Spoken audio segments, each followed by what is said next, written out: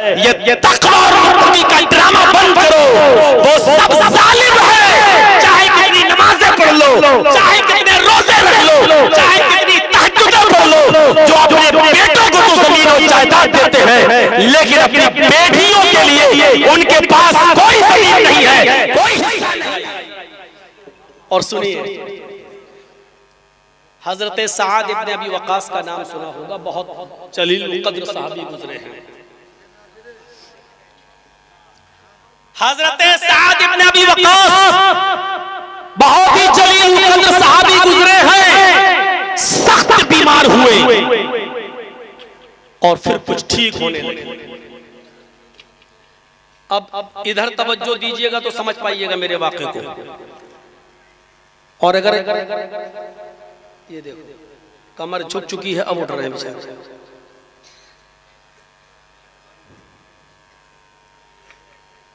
अल्लाह के रसूल सल्लल्लाहु अलैहि वसल्लम को पता चला कि साद इब्न वक़ास बीमार हैं, तो उनके घर गए अयादत करने। बहुत सवाब है बीमार की अयादत करने का। कोई सुबह किसी मरीज की अयादत के लिए जाए तो शाम तक 70,000 फरिश्ते उसके लिए दुआ करते हैं। कोई शाम को मरीज की अयादत करने के लिए जाए तो सुबह तक फरिश्ते 70,000 फरिश्ते उसके लिए दुआ करते रहते हैं। मरीज की अयादत किया करो, उसको सब्र की तलकीन किया करो। और जब किसी मरीज को देखने जाओ तो खाली हाथ मत जाया करो, कुछ फल फ्रूट लेकर जाया करो। तीमारदारी करो तो कुछ लेके जाया करो। अल्लाह के नबी सल्लल्लाहु अलैहि वसल्लम साद इब्न अबी वक़ास के पास बैठ गए। साद इब्न अबी वक़ास कहते हैं कि अल्लाह के नबी, अच्छा हुआ कि आप मेरे घर तशरीफ ले आए। अब मैं कुछ सही होने लगा, मेरी तबीयत में कुछ इफाका हो गया। आपने कहा इंशाअल्लाह बहुत जल्दी सही हो जाओ। कहा अल्लाह के नबी, सिर्फ मेरी एक ही बेटी है। अब जो चीज बताई जा रही है गौर से सुनिएगा कुरसैल वालों, डिस्ट्रिक्ट कटिहार के अतराफ से आने वालों, गौर से सुनिएगा। आय अल्लाह के रसूल, मेरी एक ही बेटी है और अल्लाह ने मुझे जमीनों जायदाद का मालिक बनाया है। कई बाग हैं मेरे, कई जमीनें हैं मेरी, कई मकान हैं मेरे, और एक ही बेटी है मेरी। आज मैं चाहता हूं कि मैं अपनी जिंदगी में अपने सारे माल की वसीयत कर दूं। हदीस के अल्फाज बुखारी के, आज मेरा दिल चाहता है कि मैं अपने सारे माल की वसीयत कर दूं, सबका सब माल अल्लाह की राह में खैरात कर दूं।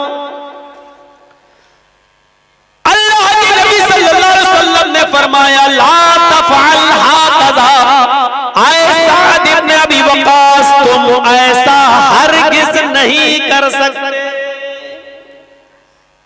साद इब्न अबी वक़ास किस चीज में अपना माल खर्च कर रहे हैं? अल्लाह की राह में। और अल्लाह के नबी क्या कह रहे हैं? साद, तुम ऐसा नहीं कर सकते। यहां तो अपनी बेटियों का हक मारे बैठे हैं लोग, अपनी बेटियों का हक मारे बैठे हैं। हमारे इटावा में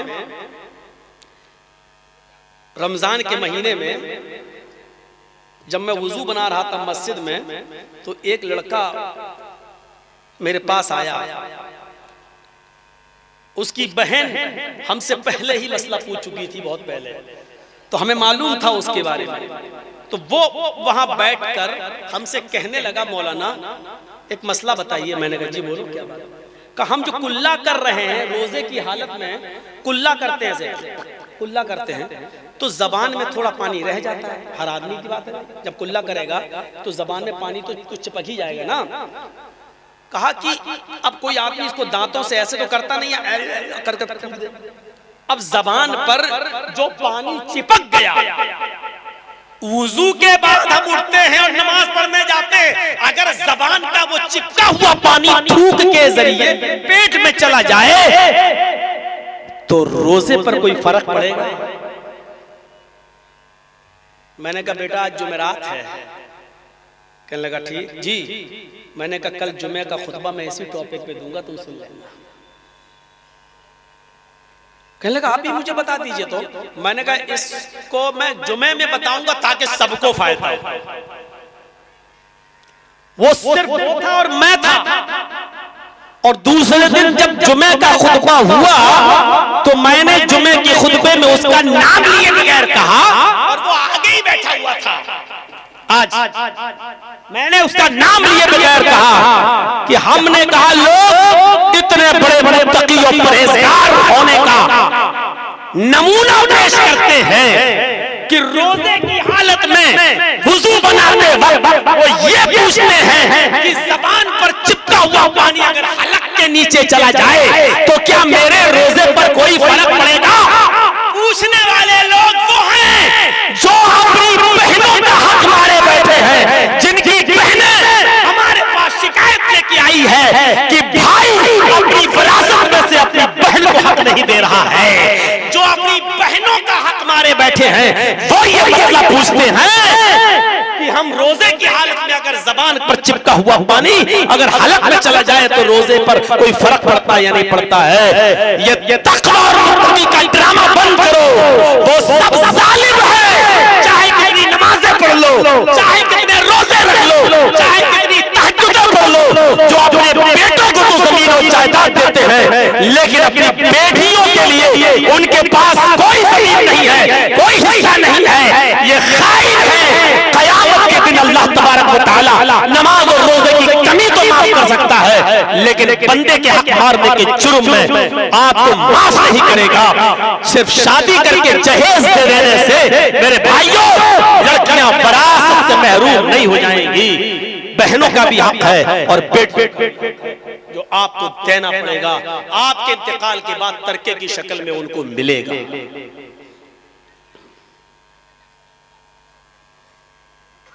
आ गए मस्जिद में पढ़ लो। अरे तू तहज्जुद ही क्यों ना पढ़ ले?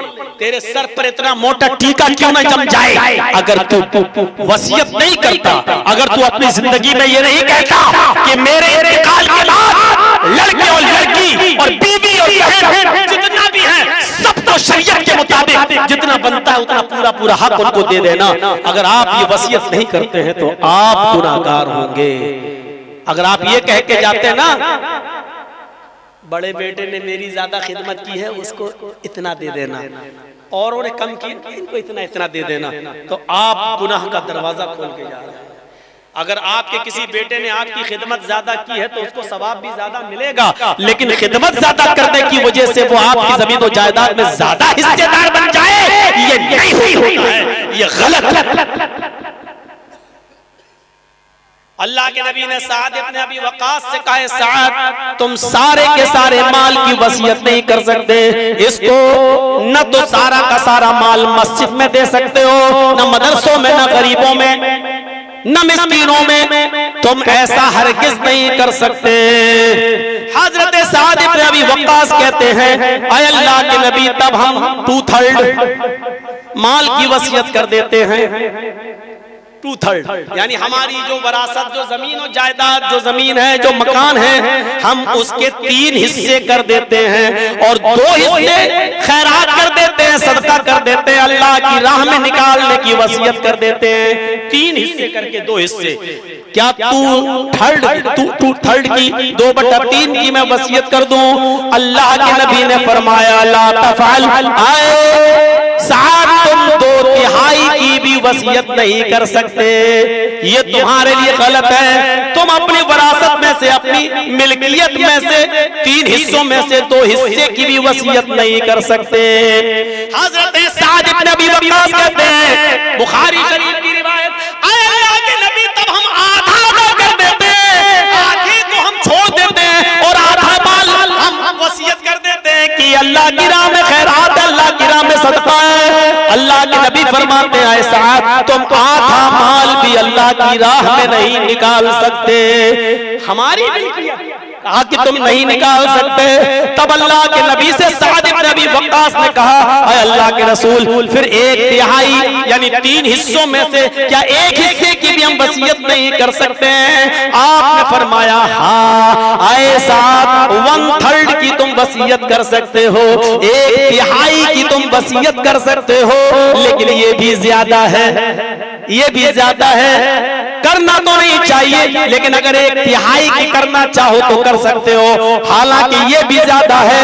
मेरे भाइयों, गौर करो कि अपना माल है, आप उसकी मिल्कियत है, आपकी मिल्कियत है, आप अपने माल में से आधा नहीं दे सकते हो, आधे की वसीयत नहीं, आप 1/3 की वसीयत कर सकते हो, सिर्फ 1/3 मस्जिद के लिए, जितना 1/3 मदरसे के लिए, 1/3 गरीबों के लिए, 1/3 की आप वसीयत कर सकते हो, लेकिन इससे ज्यादा की वसीयत की इजाजत अल्लाह के रसूल ने नहीं दी। वो आपके इंतकाल के बाद तरका होगा, जो आपके रिश्तेदार हैं उनको मिलेगा, आपके बेटे बेटी भाई बहन इनमें तकसीम होगा। किसी की 2 बीवी होती है, किसी की 3 बीवी होती है, किसी के 2 बच्चे होते हैं, किसी बीवी से 5 बच्चे होते हैं, किसी से 2 बेटी होती है, किसी से 2 बेटे होते हैं, ये सब उसी में से जो तरका है उसमें से तकसीम होगा। मेरे भाइयों, मौका नहीं है, वरना मैं चाहता हूं कि एक तकरीर हमारी वरासत के टॉपिक पर होनी चाहिए कि बाप माँ का कितना है, बीवी का कितना है, भाई का कितना है, बहन का कितना है। लेकिन हम सोचते हैं कि अगर ये तकरीर कभी किसी मौजू पे हम कर देंगे तो वो आपके सर से ऊपर गुजरेगी, समझ में नहीं आएगी, फिर आप कहेंगे कि मौलवी ने क्या बोला, हमारी समझ में नहीं आई है। मेरा दिल चाहता है कि एक तकरीर ऐसी हो कि अगर 5 बहनें 3 भाई, तो बहनों का कितना बनता है, भाइयों का कितना बनता है, बीवी का कितना बनता है, अगर आपके बाप ने 2 शादियां की हैं तो उनसे जो बच्चे उनका कितना बनता है, इससे जो बच्चे इसका कितना बनता है, उससे जो बेटियां उसकी कितनी बनती है। अगर बाप की माँ यानी दादी जिंदा है आपकी, तो उसका उसमें हक है या नहीं है? मेरे भाइयों, दिल चाहता है कि इस मौजू पर एक तकरीर की जाए, लेकिन ये सोचकर नहीं करता हूं कि इतनी बड़ी तकरीर होगी कि हमारे दिमाग से कहीं ऊपर न जाए और आपकी समझ से कहीं बाहर ना हो और आप ये कहें कि मौलाना क्या बोला, क्योंकि इसमें वही होता है 1/3, 1/4, 1/6, ये सब गुला भाग लगा के बताना पड़ता है जो हमारे सरों से ऊपर जाता है। इसलिए डरता हूं कि ये ना कह दो कि मौलवी तकरीर करना भूल गया, लेकिन कभी इंशाअल्लाह करूंगा, जब ज्यादा बुराइयां देखूंगा तो इस टॉपिक पर भी बोलूंगा। तो मेरे भाइयों, साद इब्न अबी वक्कास ने चाहा कि हम पूरा माल तकसीम करने, अल्लाह के नबी ने नहीं करने दिया। अच्छा, ये हदीस बता रही है कि अच्छी जगहों पर भी आप अपना सारा माल खर्च नहीं कर सकते हो। ये 3 हदीसें काफी हैं।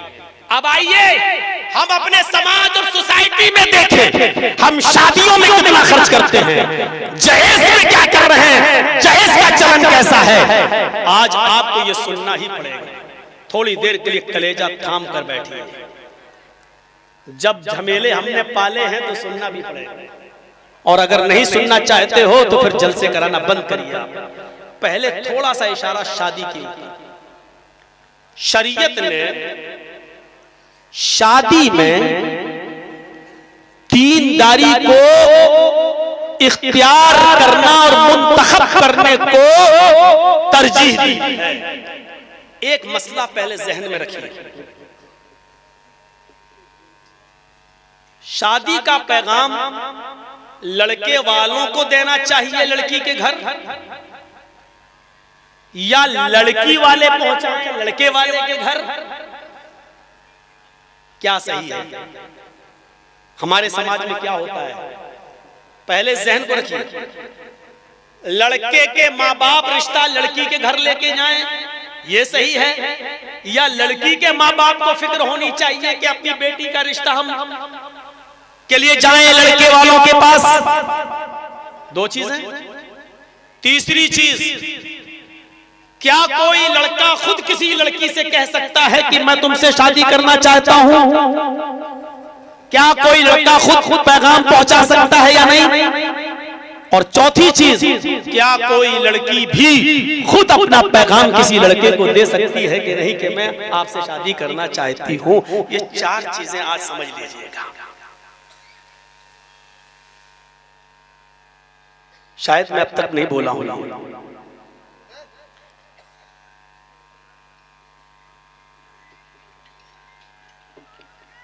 अब एक हदीस सुनाने जा रहा हूं, उस हदीस में आपको सारे जवाब मिल जाएंगे।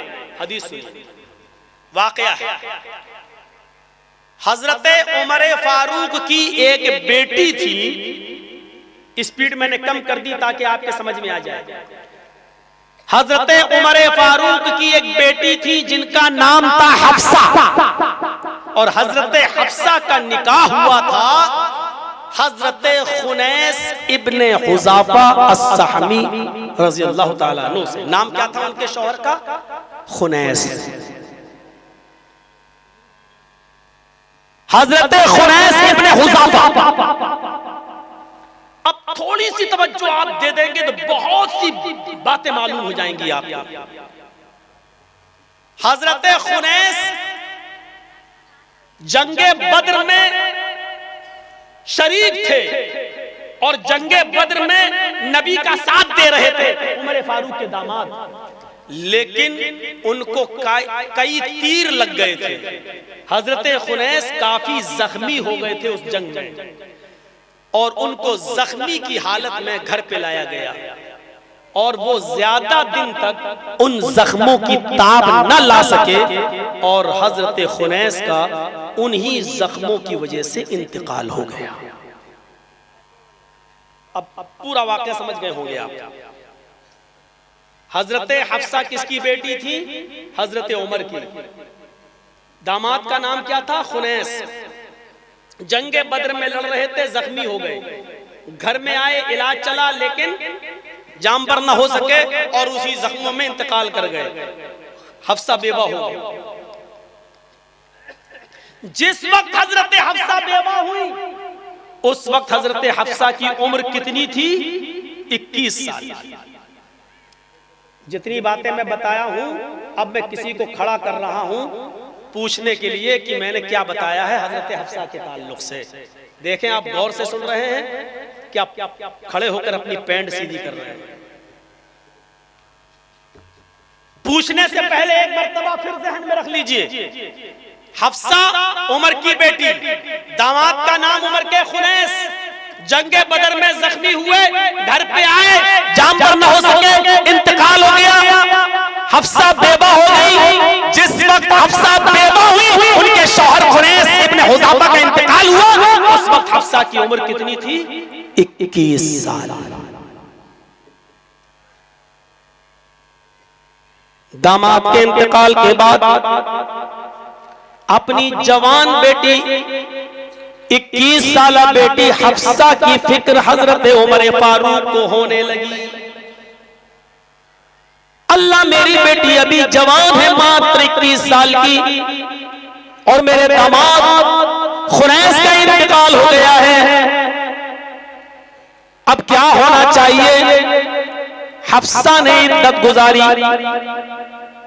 हजरत उमर फारूक को अपनी बेटी की शादी की फिक्र हुई, तो हजरत उमर अपनी बेटी की शादी के लिए रिश्ता कहां लेके गए? आज इसी वाक़े में आपको बहुत कुछ, एक ही हदीस सुनाऊंगा ये वाक़या, और इसी में आपको बहुत से मसले मिल जाएंगे। हजरत उमर फारूक अपनी बेटी के लिए सबसे पहले रिश्ता लेकर गए हजरत उस्मान के पास। आपको मालूम होगा फारूक से नीचे थे अबू बकर, उमर मकाम में बड़े थे, उमर दूसरे नंबर पे थे, तीसरे नंबर पे उस्मान और चौथे नंबर पर अली। तो उस्मान का मकाम और मर्तबा हजरत उमर से बहरहाल नीचा था, छोटा था। लेकिन हजरत उमर फारूक ने ये नहीं सोचा कि मैं अपने से छोटे इंसान के पास जाऊंगा तो मेरी इज्जत में कमी आ जाएगी। आज सारा झगड़ा तो नाक का है ना। अच्छा, मैं तो दौलतमंद, मैं तो पैसे वाला, और मैं अपनी बेटी का रिश्ता उसके पास लेके जाऊंगा? नहीं, वो खुद आए, उस लड़के का बाप आए। नहीं, ये नाक के मसले तो तोड़ दिया हजरत उमर ने। अपनी बेटी हफ्सा के लिए रिश्ता लेकर कहां गए? हजरत उस्मान गनी के पास, जो मकाम मर्तबे में उनसे नीचा दर्जा रखते थे। उनसे फरमाया, ऐ उस्मान, तुम तो जानते ही हो कि मेरी बेटी हफ्सा बेवा हो गई,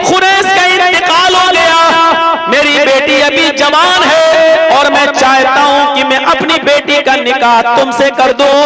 इसलिए कि जनाबे मोहम्मद रसूलुल्लाह ने फरमाया बेटी की शादी के लिए दीनदार रिश्ता तलाश करो।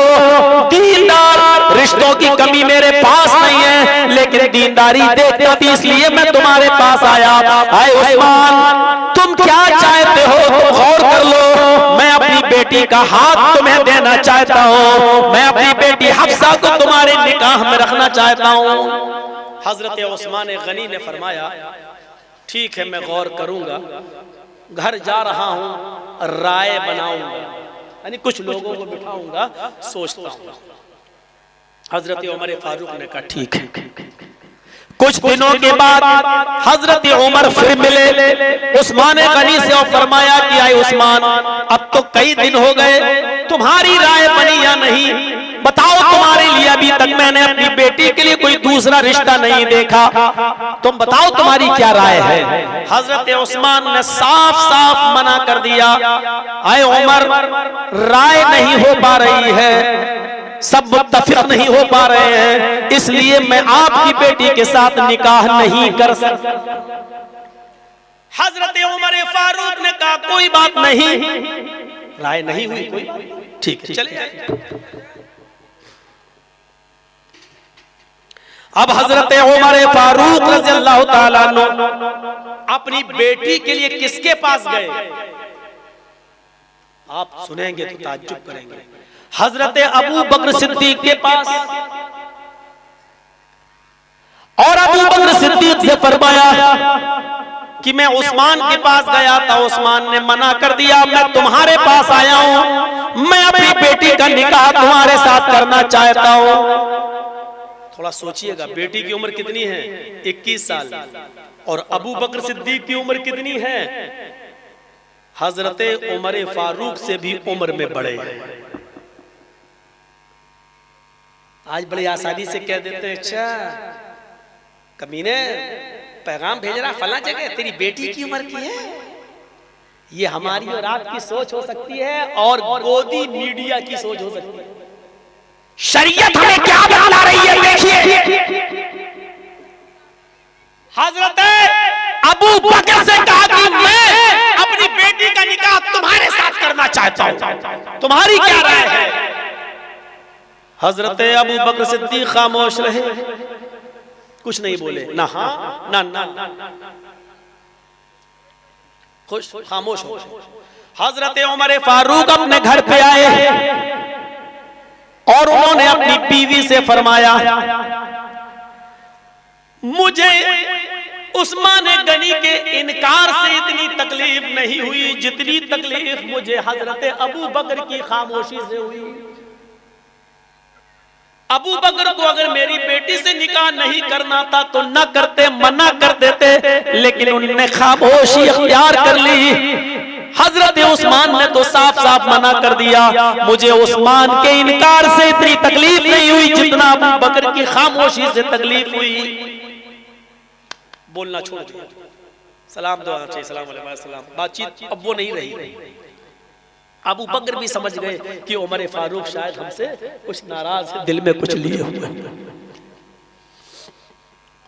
लेकिन अबू बकर भी मजबूर है। क्यों खामोश है बताने, बाद में पता चलेगा। अभी देखिए, मैंने कहा ना इस हदीस पे बहुत सी चीजें पता चलेंगी। कुछ दिनों के बाद अल्लाह के नबी जनाबी मोहम्मद रसूलुल्लाह सल्लल्लाहु अलैहि वसल्लम आए और फरमाया, आए उमर, तुम्हारे दामाद खुनैस जंगे बदर में जख्मी हो गए थे और उसकी वजह से इंतकाल कर गए।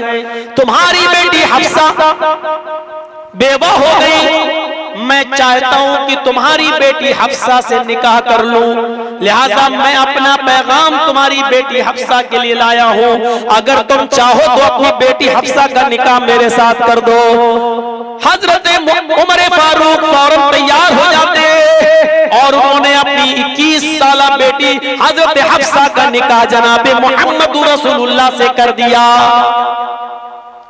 अब यहां देखिए, हजरत मोहम्मद रसूलुल्लाह से अपनी उस बेटी का निकाह किया कि खुद मोहम्मद रसूलुल्लाह हफ्सा के बाप हजरत उमर से 14 साल बड़े हैं उम्र में।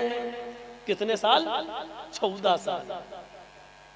यानी उमर फारूक की तो वो बेटी थी, वो उमर से भी 14 साल बड़े थे अल्लाह के रसूल। और हजरत उमर फारूक ने अपनी बेटी का निकाह किसके साथ किया? मोहम्मदुर रसूलुल्लाह के साथ। जब निकाह हो गया तब अबू बकर सिद्दीक हजरत उमर के पास आए और फरमाया, अरे उमर, शायद तुम मुझसे नाराज हो। हजरत उमर ने कहा, जी उस्मान ने इनकार कर दिया, मुझे इतनी तकलीफ नहीं हुई जितनी तकलीफ मुझे तुम्हारी खामोशी से हुई थी। फरमाया, उमर तुम्हारा नाराज होना बजा था, लेकिन मैं खामोश क्यों था?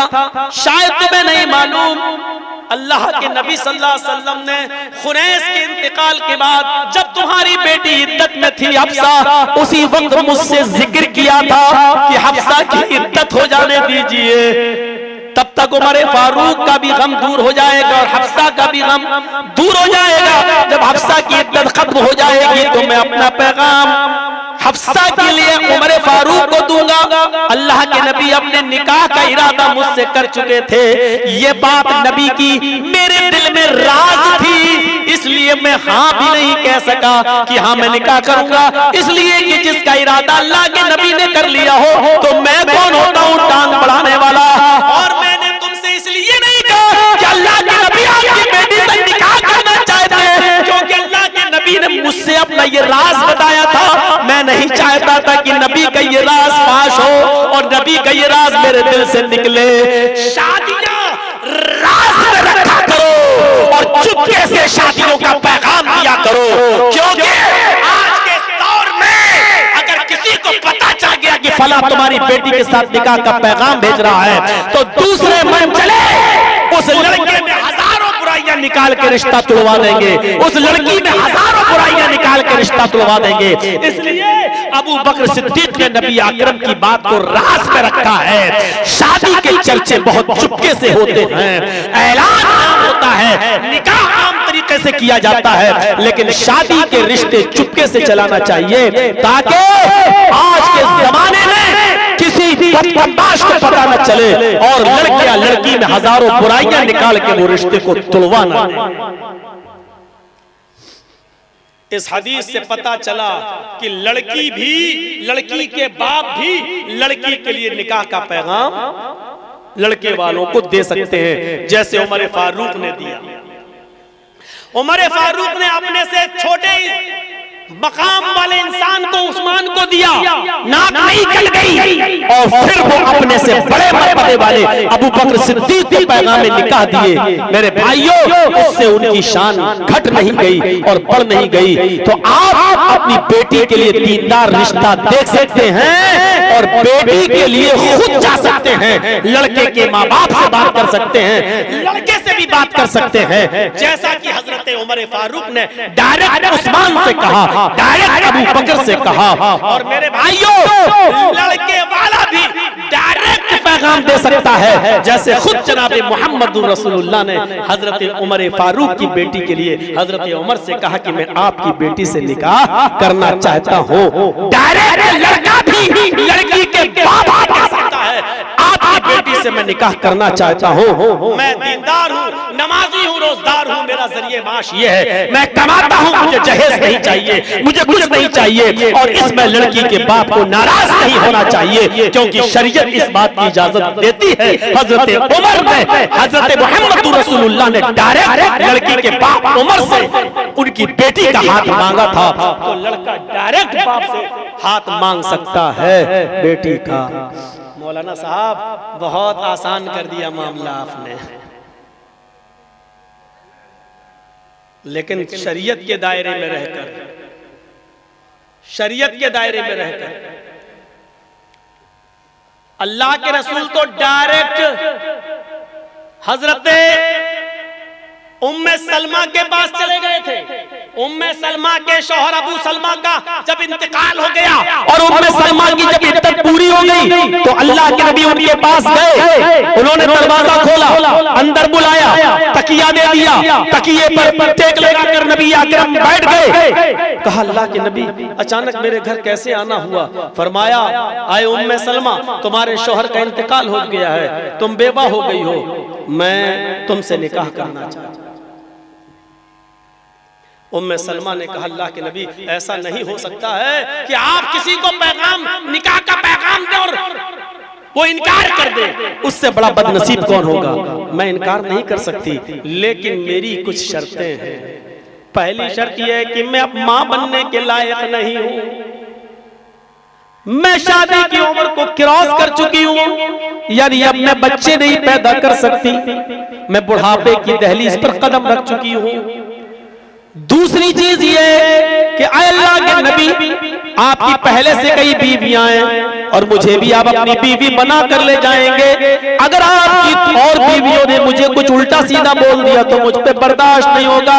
मैं बहुत गैरतमंद औरत हूँ, मैं फिर खरी खोटी सुना देने में पीछे नहीं होती हूँ। मैं नहीं चाहती हूँ कि मेरी वजह से आपके घर में आग लगे, आपको परेशानी हो। मैं 100 गुनों को बर्दाश्त नहीं कर सकती। तीसरी बड़ी शर्त यह है कि अबू सलमा का इंतकाल हो गया है, वो मुझसे कई बच्चे पैदा किए थे और उनके बच्चे मेरे पास हैं। अल्लाह के नबी, इन बच्चों की परवरिश की जिम्मेदारी मेरे ऊपर है। अगर आपने मुझसे निकाह किया है तो ये बच्चे भी मेरे साथ जाएंगे। आप ये कहें कि बच्चे मेरे नहीं है इसलिए इनको कहीं और दे दो, तो मैं अपने बच्चों को नहीं छोड़ सकती हूँ। इन बच्चों की परवरिश और इनके पालने पोसने की जिम्मेदारी मेरे ऊपर है। अल्लाह के नबी ने फरमाया, आए उम्मे सलमा, मैं अल्लाह से दुआ करूंगा, अल्लाह 100 दिनों के दरमियान मोहब्बत पैदा कर देगा, तो मैं लड़ाई झगड़े की नौबत ही नहीं आएगी, मैं इंसाफ से काम लूंगा, ये चीज तुम्हारी खत्म हो जाएगी। रही तुम्हारे बच्चे न पैदा करने वाली बात, बुढ़ापे को पहुंच चुकी हो, कोई बात नहीं, अब मैं भी उसी उम्र को पहुंच चुका हूं जो तकरीबन तुम्हारी उम्र है, वही उम्र मैं भी मेरी भी है। और मेरा मकसद शादी करके बच्चे पैदा करने का नहीं है, बेवा और विधवा और उन लोगों का सहारा बनने के लिए, ताकि मैं ये साबित कर सकूं कि मोहम्मद रसूलुल्लाह कुंवारी ही नहीं बल्कि बेवा औरतों के लिए भी सहारा बनने के लिए आया है, बेवा औरतों को भी घर बसाने के लिए आया है। मैं चाहता हूं कि तुम मेरे साथ निकाह करो और बच्चे पैदा करने की उम्र में तुम नहीं हो, तो मैं भी तकरीबन बुढ़ापे को कदम रख चुका हूं, कोई बड़ी बात नहीं है। रही बच्चों की बात, जब तुम निकाह करके मेरे पास आओगी तो तुम्हारे बच्चे मेरे बच्चे होंगे, तुम्हारे बच्चों की परवरिश मेरे जिम्मे है, मैं उनको खिलाऊंगा पिलाऊंगा। ये पूरा वाकया बयान करने का मकसद ये है कि अल्लाह के रसूल ने डायरेक्ट लड़की को पैगाम दिया। अगर कोई लड़का लड़की के बाप के बजाय डायरेक्ट किसी लड़की को पैगाम देता है तो ये भी शरीयत में जायज है, लेकिन निकाह का पुख्ता इरादा हो।